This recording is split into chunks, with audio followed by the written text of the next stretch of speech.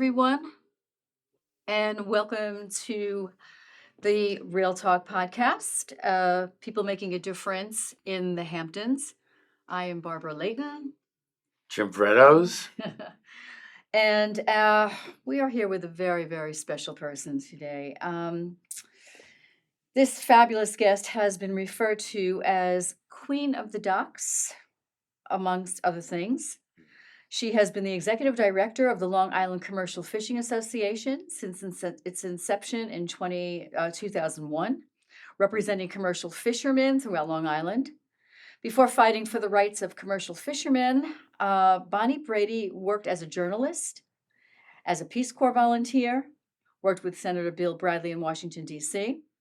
She was a member of the Montauk Fire Department for 20 years, volunteering as the department's first paramedic. Bonnie has won the National Fisherman's Lifetime Achievement Award in 2020 for her years of service with the Long Island Commercial Fishing Association, the Mid-Atlantic Fishery Management Council, as well as the Responsible Offshore Development Alliance. I could go on and on and on about Bonnie's accomplishments, but you're going to hear it straight from her. Bonnie, welcome. Thank you very much for having me. I appreciate it. Great. Wonderful. I'm on the board of the Responsible Offshore Development Alliance, and I'm on advisory panels, just so no one's thinking I'm puffing myself up. I'm on 3 advisory panels in the Mid-Atlantic Fishery Management Council, and I think 2 in the New England Fishery Management Council as representatives of commercial fishermen, because we're regulated by 2 separate fishery management councils at the federal level, and then the Atlantic States Marine Fisheries Commission from 0 to 3. So we're going to get into a lot of this and so much more. It's beyond me how you get to do all of this, and I want to know how you do. But I'm going to throw some questions at you all at one time, and then we're going to take them all apart in terms of what you want to address first. cool. So, what are the biggest challenges, threats facing fishermen today? I want you to talk to us about regulatory restrictions, access to markets, the industrialization of the ocean, foreign imports that are not held to the same sustainability standards. I think 10% come in that are maybe checked for freshness. Most fish right now is being imported into the United States.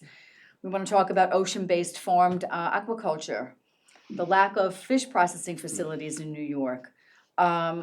That's probably enough right there. Which one do you want to start with? You know Let's just go down the line. What's the first one? The regulations? Let's go down the line, and I want you to address what is most on top of your mind and heart right now. In Montauk. You live in Montauk. I live in right? Montauk. I've lived in Montauk since 1989. I left when I was in the Peace Corps from 91 to 93. I came back, and then when I was in Stony Brook taking my paramedic certification, I moved up there for 8 months. I lived in a place in Wisconsin, so it was closer. It was just, the 2-hour commute either way was killing me. So, and then I came back and, met my husband thereafter, and he was a fisherman. Yeah, I was going to say. that was So my. that's the connection. That's the there. connection. Yeah, I married a fisherman, so. So what was going on then? I mean, What you happened began to is, see some of the problems. well, no, they No? had a meeting at Cornell Cooperative Extension in Suffolk County in Riverhead, because there used to be a group called, I think, LIFA, Long Island Fishermen's Association, and that had gone defunct, and they were talking about creating a new fishing association. And so, I don't know, there's like 20 guys or 30 guys in a room, and, we're talking about different things, and I went on behalf of my husband, because he was fishing, so I was like, oh, okay, I'll go. And, they're talking about all these different things. And unfortunately, it's kind of like I picked up the chalk. I just heard a bunch of stuff, but no one was making sense of so I stood up, grabbed the piece of chalk, and was like, okay, what are the top 5 things? And so they were starting to tell me, and so we had to and so I picked up the chalk, and then when they came to deciding as to having this group and creating it and all of that, So you helped organize the fishermen's perspectives in a sense, or put more or less what they were thinking about or grappling What with. their challenges Some are. sort of right, order. because they were all they were talking at each other, they were kind Yeah. of like, just having exasperated over, regulations and stuff, but trying to funnel that down into, okay, top 5, just like you're saying, okay, you've Top got these 5. things to Yep. me. So that's how it started. I picked up the chalk and that was the end or the beginning. But So how about if we start talking about the top 5 right now? okay. Can I just ask one question before? Sure. To give our audience a little better idea, how big are we of an industry, let's call it? Is it on Long Island? Is it here, yeah, just to get us started, Historically, yeah. it was a very big industry. Right Mhm. now, I think through retirements, aging out, selling of permits, and restrictions. At the state level, there are a little bit over 900 food fish license holders. And in order to have a food fish license, you have to, I think it's make at least 50 to 75% of your income has to come from fishing. And then on the federal level, because that's for just New York State waters, which are from 0 to 3 offshore. Then you have federal waters, which are 3 to 200 miles offshore. That was created with the Magnuson-Stevens Act, which was created at the time, and then Ronald Reagan, I believe in 1982, created the exclusive economic zone, which was the 3 to 200 mile limit. Because prior to that, foreign boats were right off our shores. I mean, that even the Russians back in I think the 80s, they had tenders, and fishermen would catch certain fish and just drop them off there, and that was part of Department of State. It was considered an economic, something that they brought in as an additional way back when the state really supported commercial fishermen. So, but anyways, because a lot of people were complaining that the big giant boats from everywhere were in our shores, so it was moving that fleet off and saying these 200 miles are the US's, and so we're going to grow our domestic fishing fleet. And that was part of the Magnuson-Stevens Act, which created the regional fishery management councils, 8 of them nationwide, to cover all different regions of commercial fishing. For us in New York, because of Long Island has certain species that are regulated by the New England Fishery Management Council, and then other species that are regulated by the Mid-Atlantic Fishery Management Council. New York only has a seat as a representative on the on the Mid-Atlantic Council, but we have no equal representation on the New England Fishery Management Council. For years, we tried Steve Israel, Wow. Tim Bishop? Yeah, Tim Bishop, he tried the New York Fair Fishing Act. Hillary Clinton, when she was in the Senate, we tried to push that, but it's really, if you have a seat, you have obviously the ability to weigh in on various regulations. When you don't, you're basically at the pleasure of whoever is doing it. And unfortunately, Long Island was kind of like the poor redheaded stepchild in a lot of these processes. Certain fisheries are state by state. Again, but Montauk is the central. Montauk is the state's largest commercial fishing yes, port, but right. there are several ports still on Long Island. Port on Greenport, Shinnecock is probably second as far as in economic value. Montauk is the state's largest. The last year that I'd taken a look at, which I want to say is around 2020, overall for the state, it was about $37 million as far as in what's being brought into the state. I think usually Montauk has anywhere between 15 to 17 million pounds of fish that they land annually. The difference as far as in going up and being a more productive port versus less for this past year has been prices in general. The prices have been, in some cases, the same as in the 1990s. Really? Right, Yeah. and we don't know whether it had to do with COVID. I was just going to ask you, what does that do to? Well, I mean, for fishermen, it has all kinds of consequences as far as in, the ability to work on your boat, buy new gear, buy whatever is required to do so. I mean, ultimately in New York, we don't have processing. And that is a huge to-do. We used to have it for certain species of fish. Mark Agger, who used to run Agger Fish Company, he used to process monkfish and dogfish for sales over to Europe. Sandy knocked him out of business. He had like 12 feet of water and he just couldn't come back from that. In general, every state that has a more vibrant, economically powerful industry has got processing. New Jersey has multiple Lund's fisheries, Atlantic Capes. They do scallops. They do all kinds of fin fish. Rhode Island has got at least 3 processors off the top of my head that they, buy squid, which is one of Mhm. New York's most important fisheries. That's like about a $6 million per year fishery, depending on quotas, et cetera. And we got nothing. We have purely Fulton Fish Market, which is now the Hunts Point Fish Market in the Bronx. We're a fresh fish beholden industry. So as a result, if you, in the summertime when other places are open, or actually where Gosman's used to, it still does purchase some fish that they then sell to other, purveyors, but You gotta go back into the city to get the fish that you're catching here. well, if you're a fisherman and you Right. land your fish in Montauk, Right, New York, we box at sea, so that's 65 to 70 pounds of fish in a carton, ice on top, ice on the bottom. It is put onto pallets. Various fish buyers call the fishermen and say, I'm looking for scup, and oh yeah, it's gonna be a hot market, I think it's gonna be about this. So the fishermen take that information and decide, okay, I've got X amount of fish, who am I gonna send it to, how am I gonna get the value? And who are most of the buyers for the Hunts Point. fish that's? Hunts Hunts Point, Point. yeah. Hunts Hunts Point is the Point. major, To they take it do to the over, city. I believe Hunts Point does over, the number is something like 2 or 3 million pounds of fish a week go Wow. through Hunts Point. Now, it isn't only New York's commercial fish, it's also New Jersey's. Sometimes they have stuff coming in via Boston. They import, like you've got a lot of farm species too that go through right. Hunts Point.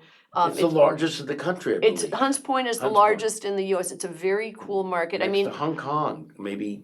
right, very, Japan very has big. a super big market too. Right. I know for New York, it used to be at Fulton Fish Market down in the city. Yeah. And the thing that was lost when they moved, I guess when Giuliani was in, he wanted to, I don't know if he was trying to like break any kind of contracts with people that might not have been as open about their financial or not. Mhm. But, and it was very much, on the street, people walk by. But that's what was lost. When they moved from Hunts Point, from Fulton and went to Hunts Point with Yeah. better refrigeration, huge, it's a big thing for kind of a sketchy neighborhood when I've you're been driving there. through. I've been Yep. there too. Yeah. But they lost all their foot traffic. Chefs used to actually wake up at 2 and 3 in the morning, or maybe they're just getting off of work That's Yeah. right. to go and buy fish right there, and so they lost a huge economic value. You're not Barbara gonna, was there too for Babette's, no? Many, Oh, were many, you? many years. Right. But I want to ask you, Yeah. how much of the fish caught in Montauk is bought by the local restaurants Mm. in the Hamptons? That's a really good question that I don't have a direct answer for. I Okay. mean, we have Gosman's, who is obviously a purveyor. You've got Braun's, some of them, Yep. like in Shinnecock or for New York. In addition, when there are more markets open, Gosman's may buy fish from various fishermen. Braun's might come out. There's a couple of independent guys that'll come out. If you have a dealer's permit, you can sell fish. During COVID, we got a dealer's permit because I didn't know if we would have any market, if I was gonna be like lugging them in the back of the pickup truck and going and, selling them there. Right. So I wanna just keep whatever options are open. But in order to look at the variety that are going, you would have to look at sort of the area and then the time of year. Obviously, in the summertime, huge market for fish, and What that's, kind of fish? oh. And I know it varies. Yeah. To the season. Well, Oh, so then the percentage, just getting back to it, the percentage of I would say majority, selling locally, right, especially in season. right. What would you say? Oh, in season, In summer, yeah. I would say, I would have to, this is a guess, but Yeah. I would say probably, depending on the, I think I don't know that I want to give an actual figure because it's hard because you've got in Hunts Point, you've got all of the various markets. You've got like the Korean Seafood Association. They have yeah. supermarkets they Yeah. buy, and it's certain species of fish. And there's fish that go from Hunts Point, and restaurants may call and say it's easier. They work through the guy. I'm looking for this, and then it gets shipped back out, as opposed to whole fish. Because let's face it, you're in a restaurant. You know this. Some chefs, of course, they want the whole fish. They want to see the whole thing.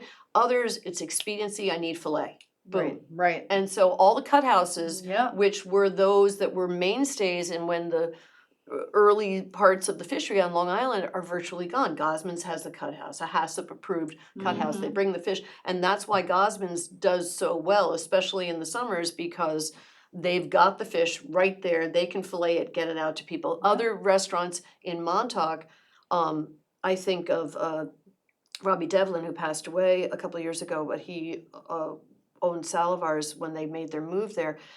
Robbie was a fisherman. He used to fish on my husband's boat, as you know, in his like 20s or 30s. And Robbie knows how to fillet fish. And he also wound up buying I think he bought or he leased he had a longliner. So he was literally getting the tuna off the boat, and you'd see him in the back of the place going through it. So Montauk has, I think, a closer relationship with a lot of the fishermen and the chefs and so that if they were buying fish directly. Makes Would that sense. be great if everybody did that? Sure, but the Yes. amount of ports, the amount of effort, we do have guys, and that doesn't even include the 900 food fish license holders, because they're possibly doing their gill netting, their small trawling state waters. I think of Phil Carlin, he is very involved in Mattatuck, and he's created his own grouping for these green markets, and so he's schlepping it into the new Fulton Fish Market and all of things like that. There's a lot of, what's the word, value add to be able to do all of that. You just have to have enough people to do it. I mean, my husband has a 64-foot trawler. He goes out and catches whatever the species are, prices, et cetera, permits, and so forth and so on. He likes, he's a big fan of catching scup, which are porgies, which are delicious. And because in the wintertime, you're allowed up to 50,000 pounds a trip. So obviously for the trawlers, a lot of them, they need value in the amount of fish they're able to catch. So you've got the other guys that are maybe they're clammers too. So they're doing, or the baymen. In addition, they have a food fish license for 0 to 3 if they have a small boat, but they're also clamming part of the year. They're, I know a couple of baymen in Montauk that, they're doing eels. I mean, all kinds, it's just depending on the season, they are selling whatever, whether they're selling it for bait. There's a huge amount of ability if everyone could have like 5 clones to really create great businesses, but we don't have that. Who inspects the fish? I mean, Barbara was mentioning Well, you don't get much of that's that. for right? imports, and that's for the imported fish. It's either FDA, probably the FDA via the USDA. Yeah, 10% of the imports are spot checked. So the numbers, I've heard up to 92% is imported, but that's actually not a true number, because in some cases, some processors they've asked for years, can we expand our things? It's cheaper for them to send the fish overseas to have it cleaned there and then resent back to them, because they can't get permits to increase their capacity. Well, we're doing that with chicken in this country as well. Right. The chicken is going to China, getting cleaned, Right. cut, and being sent back here. Right, which is, I mean, Same thing is going Crazy. on. it's just That's crazy. economic jobs. Whoosh, there they go. And that started when the EEZ first was put out in 1996. The sustainable. What is that? Yeah, Oh, I'm sorry, that's the exclusive economic zone. That's the 3 to 200 mile limit Okay. that Reagan put into place. I think it actually went into actuality in '84. The whole idea was grow the domestic fishing industry. When 1996 came about, and it was the Sustainable Fisheries Act, and it said that you only had 10 years. If a stock was considered overfished, you had 10 years. Not 10 years in one day, only 10 years to rebuild it up to whatever level the science people at the Science Center said. First of all, Barney Frank did an analysis with National Academy of Sciences from 2012 about is it overfished, and they found that of the stocks that they looked at, 37% of them were never overfished, but were classified as overfished. So what does that do to the fishermen? You can only catch 100 pounds now instead of 5,000 pounds because we have to build back to what we believe the stock level should be. And what fish are you talking about here? They say Fluke, for example. Fluke, We'll okay. give fluke. Fluke's, it's overfished, it's not overfished, whatever. Or scup. At one point, they considered porgies to be overfished. Wow. So the limit was 5,000 pounds per trip limit in the winter. But it turned out a year and a half later, when there's a trawl boat, at the time it was the Albatross, federal boat, they put people on there, they do 20-minute random tows in all these various areas in order to be able to they bring it up and they measure everything and they dissect in order to find out, okay, what fish are there? They've done that series for 50 years since the original boat was done. They've made the boats far bigger, but the net is basically the same to do this. And they use random stratification as this method. These fish aren't random. Right. Fish move based on temperature. They based on, a quarter of a degree, boom, they go from point A to point B. Winter flounder is a perfect example. And then a quarter degree change, they go back into spawn in the winter. And then when that weather gets warmer, boom, they're gone. So you can't just hit one spot or two. Well, or even two. I mean, I'll have a scientist who would, if you were a scientist, you'd be arguing, no, but you have to have it random. And it's like, well, you're towing in an area that fish that scup aren't for a very long time, and you're saying because you didn't catch them, they don't exist, and then a year and a half later, they caught them in huge amounts. They took the overfishing, they said, okay, it's rebuilt. But in the meantime, each fishery that a fisherman participates in, if you have one that's restricted, so you're only allowed to catch 100 pounds instead of where you were catching 200 pounds because the science says so, but meanwhile, different quotas apply to different states for different fisheries. So you'd have like a Virginia boat right next to you and they're catching 10,000 pounds of fluke and taking it back to Virginia to land. Meanwhile, New York has got, whatever. right, and that would be with restrictions, but New York comes out on the short end of the stick. Yeah. Right. But anyway, the Sustainable Fisheries Act that said, doesn't matter, it's gotta be 10 years in a day. At the moment that they did that and put that into place, it was 56% imports. As a result of the Sustainable Fisheries Act, 20 years later, we're at 92% imports. So what happened? The regulations were put in place, and as a result, people didn't stop eating fish, they just stopped eating our fish. And when you're talking about like Uyghur slaves or slave shrimp, Yeah. which occurs, the AP did a really great study. Yeah. It was a Pulitzer Prize winner a couple of years back about, people in the Philippines, and it's just horrible. So how, for the viewers, how are people to know what fish to eat right now to be able to be able to support the local fishermen right now? Any fish that you find that is, we did this, we won a $50,000 grant from the doing the Pride of New York seafood campaign in 2006 for MAGA Markets. And the whole idea was we were going to promote and support New York fish, gold standard, sustainability, fisheries, and fishermen. You're supporting all by doing that. And our whole point was, if it's a locally landed fish, now this was about the time they started the country of origin labeling. So we had created a entire campaign that started on the boxes. You had the Pride of New York seafood on the box.